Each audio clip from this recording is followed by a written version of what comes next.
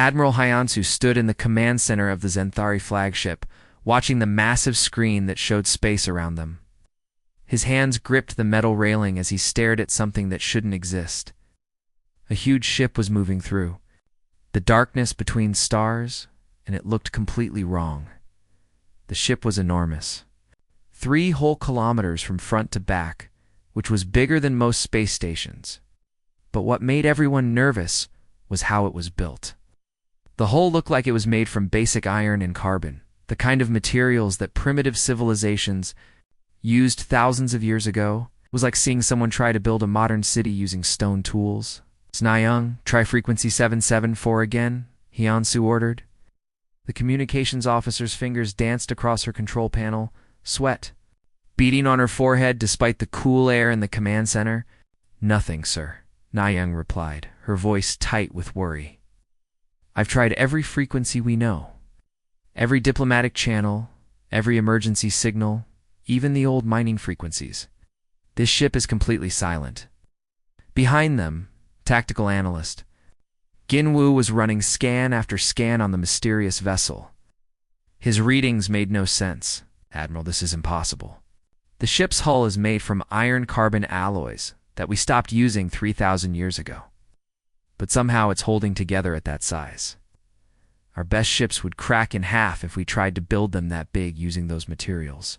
Hyansu felt a chill run down his spine. In his 40 years of military service, he had never seen anything like this. The ship moved with purpose, following a straight path toward the heart of the galaxy, where billions of people lived on thousands of worlds. It didn't respond to any attempts at communication, didn't slow down or change course when their ships appeared on its sensors. It just kept moving forward like nothing else mattered. "Get me Admiral So Young of the Vorthok hegemony," Hyansu commanded. The screen flickered and showed the crystal-skinned alien admiral on her bridge. Her ship was one of the most advanced in the galaxy, capable of bending space and time itself. "Hyansu? I see it too," So Young said before he could speak. My scientists are calling it impossible." "What are your intentions?" "We need to stop it before it reaches populated space," Hyansu replied. "Can you meet us at Kepler Junction?" "Already on my way," So Young answered. "I've also contacted Commander Taman of the Nexus Collective and Fleet Master Yunji of the Ethereal Dominion. If this thing is a threat, we'll need all 4 fleets working together."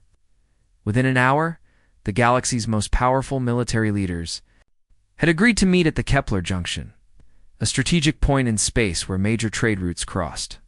Each fleet represented the best technology and weapons their civilizations had, developed over millions of years. But as they watched the unknown ship continue its steady approach, ignoring their presence completely, a terrible thought began to grow in their minds. What if their advanced technology wasn't enough? What if this primitive-looking ship was actually something far more dangerous than it appeared? Ships began arriving at Kepler Junction from every corner of the galaxy. The sight was incredible and terrifying at the same time. Never before had so many warships gathered in one place. Space around the junction point filled with vessels of every size and design, their running lights creating a web of stars against the darkness. Commander Jahan stood on the bridge of the Zenthari flagship, coordinating the movement of over 3,000 dreadnoughts. These massive ships were the backbone of the Zenthari military. Each one was armed with plasma cannons that could turn entire asteroids into dust.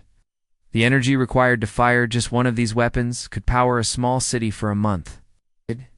Fired together, they had once cracked a small moon during a weapons test. "Formation 7 Alpha is in position," Jahan reported over the communication network. "All dreadnoughts are ready for combat. Plasma cannons charged and targeting systems online." On the other side of the formation, Captain Hyjin was positioning the Vorthok crystal ships. These vessels looked like living gems floating through space, their hulls made from crystalline structures that could bend reality itself. The Vorthok had spent millions of years perfecting their technology, learning to manipulate the very fabric of space and time. Their weapons didn't just destroy targets, they could make them cease to exist entirely. "Crystal Matrix is stable," Hyjin announced. "Reality distortion fields are ready to deploy on your command." Our ship's weapons shimmered with energy that hurt to look at directly. as if the light itself was being twisted into impossible shapes. Lieutenant Commander Minho watched over the Nexus Collective's contribution to the fleet.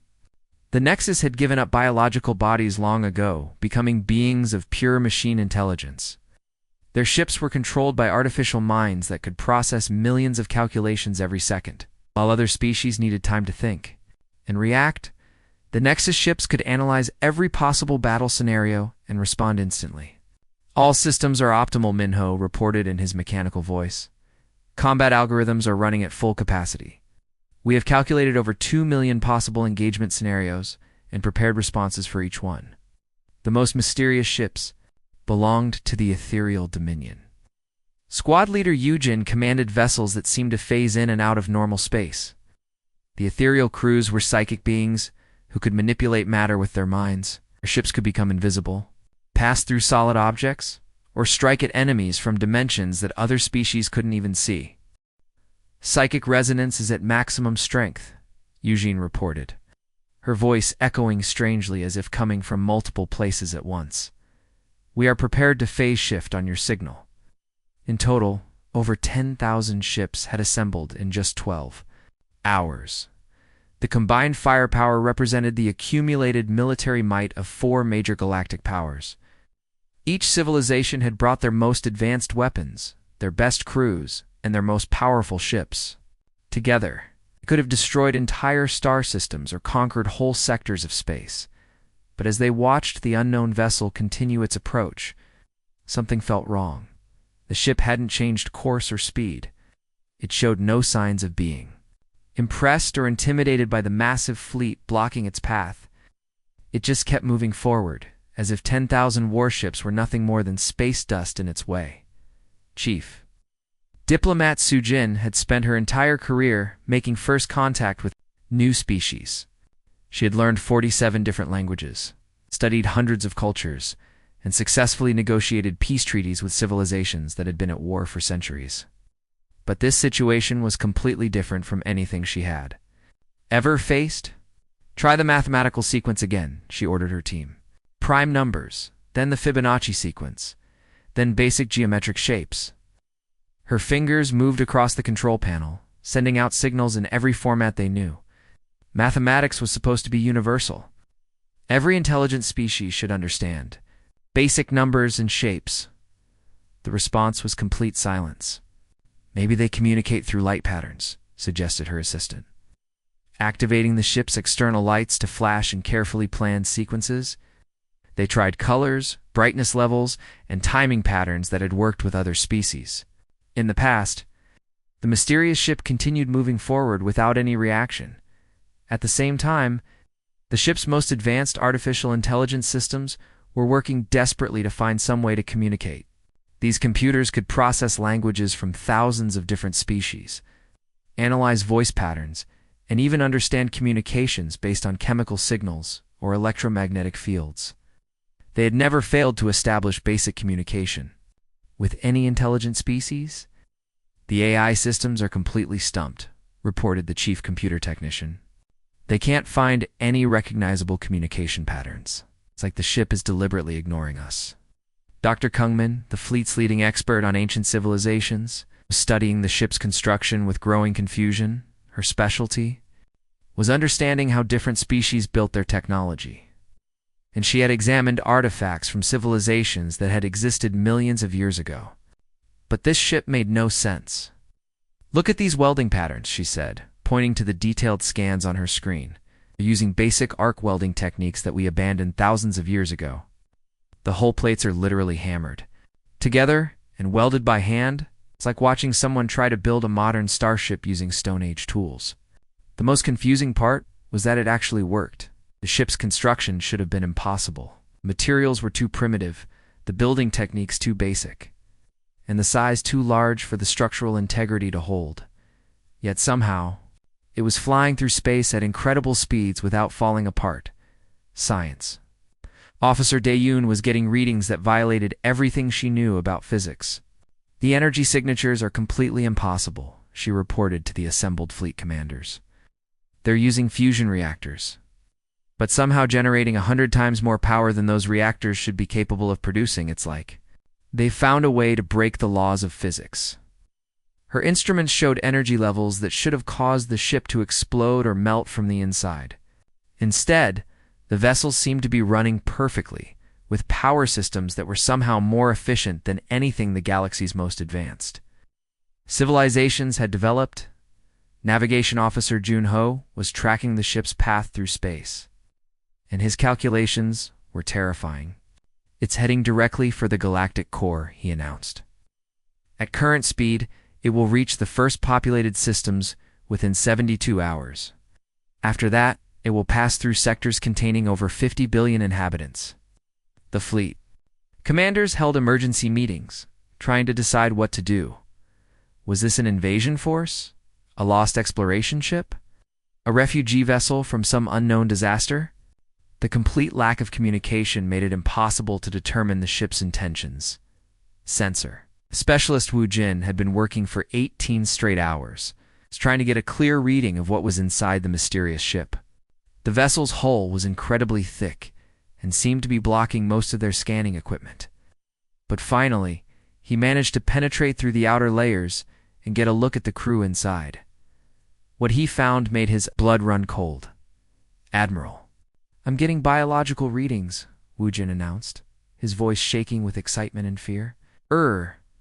There are living beings inside that ship, but they're unlike anything in our databases. They're walking on two legs, made of carbon like most life forms, but something is very wrong with them." He pulled up the readings on the main screen for everyone to see. The data showed creatures that looked similar to many known species, but with one terrifying difference: they were living and working in radiation levels that would kill almost any known life form within minutes. "Look at these numbers," Wu Jin continued, pointing at the display. "The radiation inside that ship is so high that it would cook most species alive. But these beings are just walking around like it's nothing. They're not even wearing protective suits." The revelation sent shockwaves through the fleet. Ouch! Any species survive in such deadly conditions? What kind of evolution or technology would allow beings to live in an environment that was basically a death trap for everyone else? Then, after days of complete silence, the ship finally responded. To their communications, the voice that came through the speakers was unlike anything they had ever heard. It was deep, rough, and spoke in a language that sounded ancient and dangerous. "This is the USS Indomitable. We are human. We seek those who destroyed our colonies." Da-da-da. Message was broadcast across all frequencies simultaneously, reaching every ship in the massive fleet. The translation systems struggled to process the words, recognizing some elements but finding the dialect strange and archaic. Intelligence. Officer Myung immediately began searching through the galactic databases, looking for any reference to this species called human. What she found was even more shocking than the radiation resistance. "Sir, I found something," Myung reported, her face pale with shock. "Humans were declared extinct over 800 years ago. The last recorded sighting was in the outer territories before something called the Great Silence." She pulled up ancient records on her screen, showing grainy images and old reports. The documents described a species that had been expanding rapidly through the outer regions of the galaxy, establishing colonies and building settlements on worlds that other species considered uninhabitable. According to these records, humans were considered a minor species, Myung continued. They were hardy and adaptable, but not particularly advanced. They used primitive technology and were thought to be peaceful explorers and colonists. The records showed that human colonies had suddenly gone silent all at once, hundreds of years ago. Search parties had found empty settlements, abandoned ships, and no signs of life. The galaxy had assumed they had been wiped out by disease, war, or some natural disaster. "But if they're extinct, how is there a human ship out there?" asked one of the fleet commanders. The answer came in the form of more detailed scans. The ship wasn't just surviving the radiation levels inside its hull, it was actually using that radiation as a power source. The humans had somehow adapted to live in conditions that would kill other species, and they had built technology that turned deadly radiation into useful energy. The galaxy suddenly realized they weren't dealing with A primitive extinct species? They were facing something that had survived in the most hostile regions of space for 800 years. It's becoming stronger and more dangerous than anyone had imagined. Admiral Hyacinth made the decision that would change everything. After hours of failed communication attempts, he decided to fire a warning shot. It was standard military protocol when dealing with an unresponsive vessel approaching populated space. The shot would pass harmlessly in front of the human ship, showing that the fleet was serious about stopping them. Fire one plasma bolt across their bow, Hyacinth commanded. Low power, just enough to get their attention. Oh. The Zenthari flagships. Main cannon charged up with a brilliant blue light. The plasma bolt streaked across space, passing just meters in front of the human ship's nose. It was meant to be a message, a way of saying stop and talk to us, or we'll be forced to take action. Human response was immediate and absolutely terrifying. The UESS Indomitable opened fire with weapons that shouldn't have been possible. Beams of energy that looked like concentrated starlight tore through the space between the ships. But these weren't normal energy weapons. They seemed to eat through. The advanced energy shields of the Galactic Fleet, like they were made of paper, shields are down to 30%, shouted the shield operator on the flagship. How is that possible? That was just one shot. But the energy beams were only the beginning. The human ship launched what looked like simple metal projectiles, but these kinetic rounds were moving at speeds that violated everything the galaxy knew about physics. They struck the hulls of nearby ships with the force of small meteors, punching clean through armor that was designed to withstand the heat and radiation of stars. Communications officer SEO Jun watched in horror as ships began exploding all around them. All ships, evasive maneuvers. Repeat, all ships take evasive action immediately. His voice cracked as he screamed the warnings across all channels. But it was already too late for many vessels. The first wave of ships, over 300 vessels, simply disintegrated under the human assault. These weren't damaged ships that could be repaired. They were completely destroyed, turned into clouds of metal and energy that spread across the battlefield, like deadly snow. But the most terrifying thing was how the human ship moved. The UESS Indomitable suddenly accelerated in a way that made no sense. It should have been impossible for something that large to change direction so quickly. The laws of physics said that the ship should have been torn apart by the forces involved in such rapid movement. Instead, human ships seemed to teleport from one position to another, appearing and disappearing across the battlefield like a ghost. One moment it was in front of the fleet, the next it was behind them, and it was somehow attacking from 3 different directions at once. Weapons. Officer Chanwu tried to fight back with everything he had. All batteries, focus fire on the human vessel. He activated every plasma cannon, every particle beam, every energy weapon the flagship possessed. The combined firepower was enough to destroy a small moon, but something impossible happened. The human ship didn't just resist the attack. It seemed to absorb the energy from their weapons, growing brighter and more powerful with each shot. It's like they're drinking our energy. Chanwu screamed in disbelief. Every time we hit them, they get stronger. The 4-minute countdown had begun, though nobody knew it yet. In exactly 4 minutes, the greatest military force in galactic history would be reduced to burning wreckage, floating in space. The age of galactic supremacy was ending, and the age of human warfare had begun. Captain Haijin had never seen her reality-warping crystals fail before. These weapons were the pride of the Vorthok civilization developed over millions of years. Of scientific advancement, it could bend space and time itself, making enemy ships cease to exist by simply removing them from reality. Activate the dimensional distortion field, she commanded, her crystalline fingers dancing across the control matrix. The ship's living crystal hull began to glow with otherworldly energy, preparing to tear a hole in space-time itself. The weapon fired, sending waves of distorted reality toward the human ship. Space itself seemed to ripple and bend around the beam. This attack had once erased an entire enemy fleet from existence, not just destroying them, but making it as if they had never existed at all. But when the distortion field hit the UES's Indomitable, something impossible happened. The human ship simply ignored it. The reality-warping energy washed over its hull like water, having no effect whatsoever. The humans had somehow built their ship to resist attacks that operated on the fundamental laws of physics. How is this possible? Hyjin whispered, watching her most powerful weapon fail completely. They're using primitive materials, but they're immune to reality manipulation. The crystals that powered her weapons began to crack and shatter, strain of trying. To affect the human ship was too much for even the most advanced Vorthok technology. Within minutes, her ship's main weapons were completely destroyed, leaving her defenseless against the human assault. Meanwhile, Lieutenant Commander Minho was experiencing his own technological nightmare. The Nexus Collective's artificial intelligence systems were the most advanced in the galaxy, capable of processing millions of calculations every second. These AI minds could predict enemy movements, calculate optimal attack patterns, and respond to threats faster than any biological brain. Combat analysis complete, his AI reported, calculating optimal engagement strategy. But seconds later, the AI's confident voice changed to something approaching panic. Error.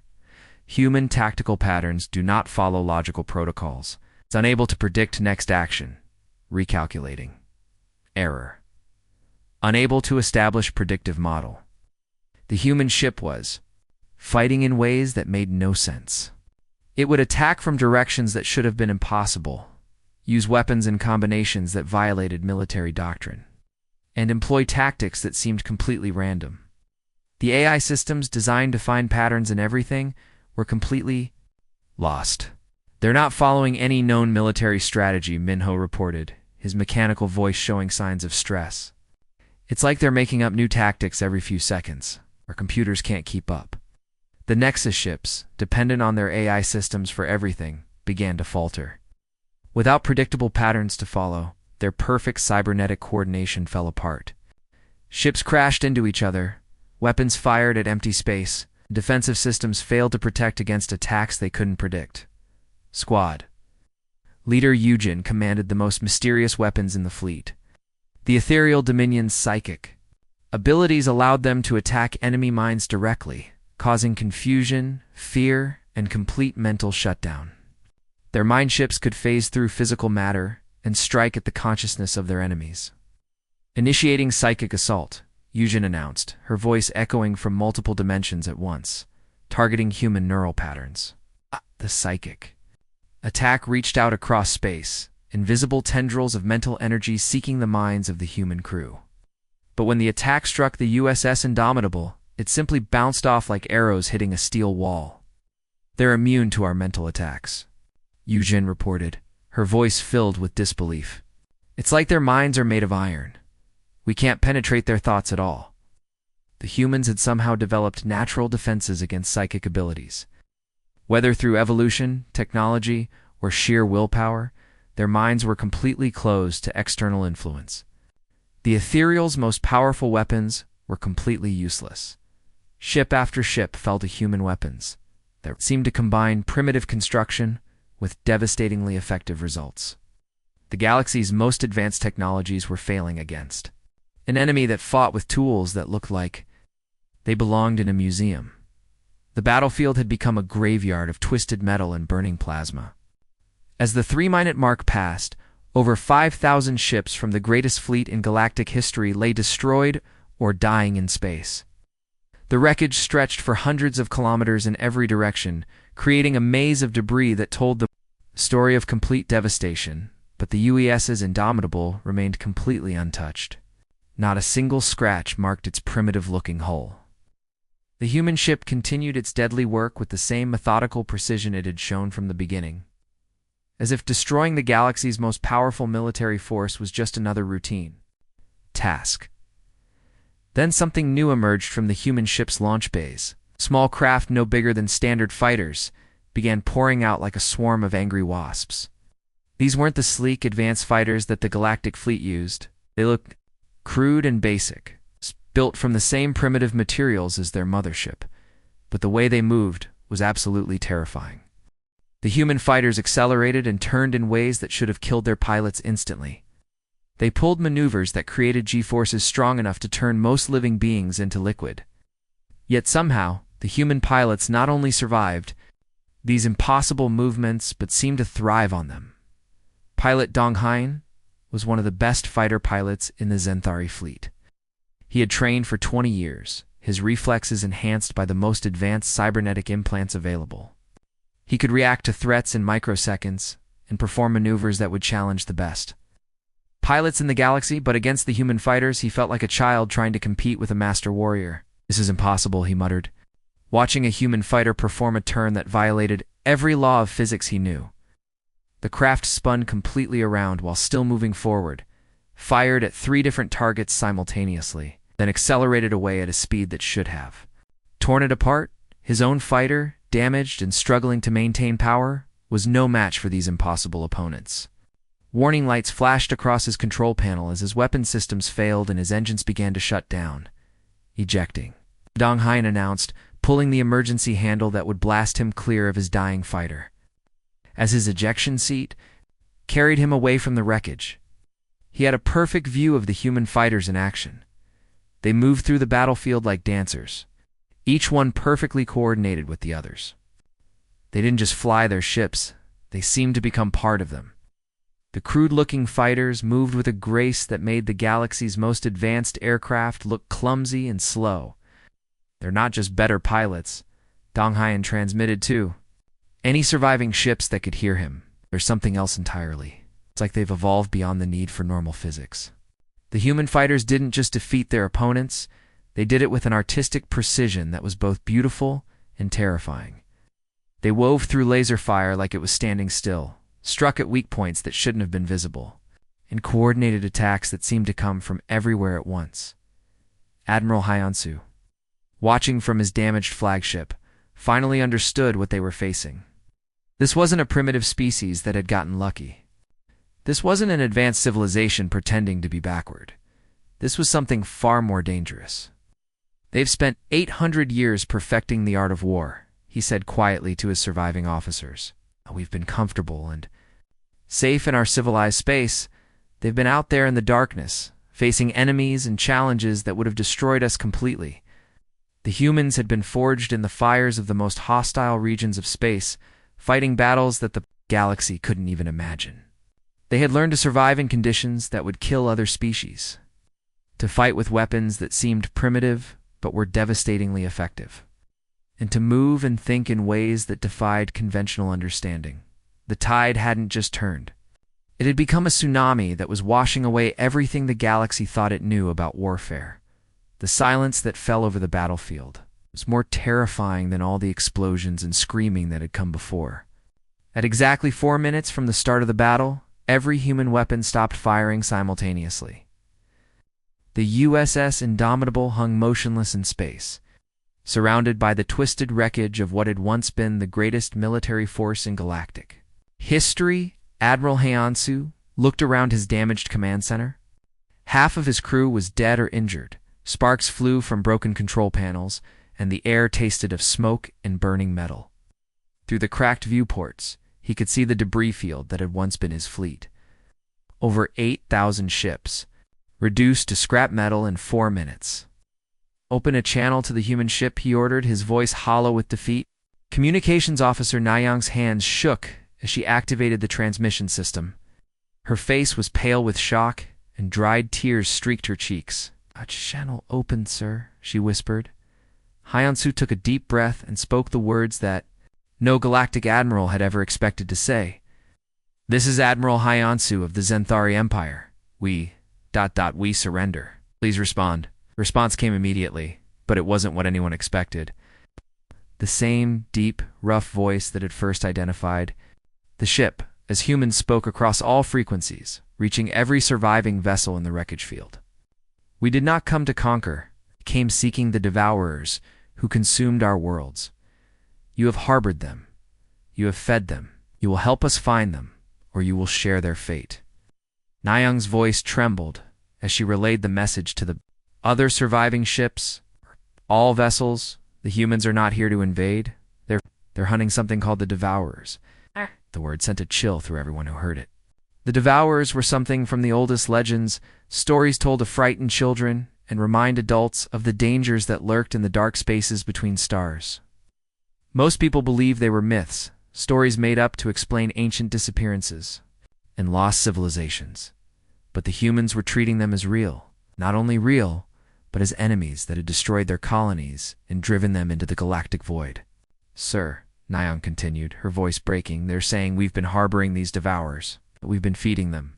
The implications were staggering. The humans were right. Then the galaxy's civilizations had unknowingly been supporting creatures that consumed entire worlds. The comfortable, peaceful existence that billions of beings enjoyed might have been built on the suffering of others. Admiral Hyansu realized that humanity's disappearance, 800 years ago, wasn't extinction at all. It was preparation. While the galaxy had grown soft and comfortable, the humans had been out there in the darkness. Facing horrors that would have destroyed any other species, they had spent 8 centuries not just surviving, but learning to fight things that the galaxy considered impossible. They had developed weapons that seemed primitive, but were devastatingly effective. They had evolved beyond normal physical limitations. They had become something that could hunt the hunters that fed on civilizations. The Great Silence whispered. Dr. Kungmin, from her position at the science station. When the human colonies went dark 800 years ago, we assumed they were destroyed. But what if they weren't victims? What if they were the only ones who saw the real threat coming? The surviving fleet commanders began to understand the terrible truth. The humans hadn't been wiped out by disease or war. They had seen something approaching, something that would consume everything in its path. So they had disappeared into the void, preparing themselves for a war that the rest of the galaxy didn't even know was coming. Now they were back. Hardened by centuries of conflict against enemies that existed beyond normal understanding, they had become the galaxy's only hope against a threat that had been growing stronger while everyone else slept. Peacefully in their civilized worlds, the humans weren't conquerors. They were survivors who had returned to warn the galaxy that the real enemy was still out there, still hungry and still coming. A new voice came over the communication system, calmer and more measured than the first human they had heard. This one spoke with the authority of someone who had seen horrors beyond imagination and lived to tell about them. "I am Captain Ji-hoon of the UESS Indomitable. We need to talk." Within an hour, the surviving fleet commanders found themselves aboard the human ship. The experience was unlike anything they had ever encountered. The corridors were built from the same primitive materials as the hull, but they hummed with power that made the air itself feel alive. The humans who escorted them moved with the fluid grace of natural predators, their eyes constantly scanning for threats that might not even exist. Captain Ji-hoon was a man who looked like he had been carved from stone. His face bore scars that spoke of countless battles, and his eyes held the weight of someone who had seen entire civilizations die. When he spoke, his voice carried the quiet authority of absolute certainty. 800 years ago, we saw them. "Coming," Ji-hoon began, standing before a holographic display that showed the galaxy in ways the visitors had never seen before. The Devourers. We called them myths, legends, stories to frighten children. We called them the end of everything. The display showed images that made even the battle-hardened fleet commanders feel sick. Worlds stripped of all life, their surfaces, scarred and empty. Space stations that had been consumed from the inside out, leaving only hollow shells drifting in the void. Entire star systems that had been drained of energy, their suns dim and dying. "They don't just kill," Ji-hoon continued. "They consume. They feed on civilizations, growing stronger with each world they devour. And they had been feeding on the Outer Rim colonies for generations before we realized what was happening." Admiral Hyansu felt his blood turn to ice. "You're saying they've been here all along?" "Not here," Ji-hoon replied, "but close. But they consumed our colonies as practice, learning our weaknesses, testing our defenses. We realized that if we stayed and fought them conventionally, we would lose. So we did the only thing we could do." The holographic display changed to show human ships disappearing into the dark spaces between stars, heading for regions so hostile that no other species had ever dared to explore them. "We went into the void," Ji-hoon explained. We found worlds where the radiation would kill most species in minutes. We learned to survive in the spaces between galaxies where reality itself becomes thin and dangerous. We encountered things that your worst nightmares couldn't imagine. The displays showed glimpses of the human journey through the darkness. Battles against creatures that existed partially outside normal space. Worlds where the laws of physics operated differently. Technologies that had been built not for conquest, but for survival against enemies that shouldn't exist. For 8 centuries, we fought them, Ji-hoon said. We learned their weaknesses, developed weapons that could hurt them, and grew strong enough to face them on equal terms. But they were learning too. Now they're ready to move against the core worlds. The assembled commanders looked at each other with growing horror. The comfortable civilizations they had spent millennia building were about to face an enemy that had been preparing for centuries. The display of power you witnessed wasn't conquest, Ji-hoon continued. It was a demonstration. We needed to show you that your current military capabilities are completely inadequate for what's coming. Devourers will arrive within the next 5 years. When they do, your advanced shields, your reality-warping weapons, your AI systems, your psychic abilities will be useless. Captain Ji-hoon walked to the viewport looking out at the wreckage of the Galactic Fleet. We're offering you a choice. Unite under human military leadership, allow us to prepare your worlds for the coming war, and you might survive. Or continue as you are, with your comfortable assumptions about warfare and technology, and face extinction alone. Admiral Hyansu looked at the wreckage of the greatest fleet in galactic history, then at the pristine human warship that had destroyed it in 4 minutes. The age of galactic complacency had ended, and the age of human warfare had begun.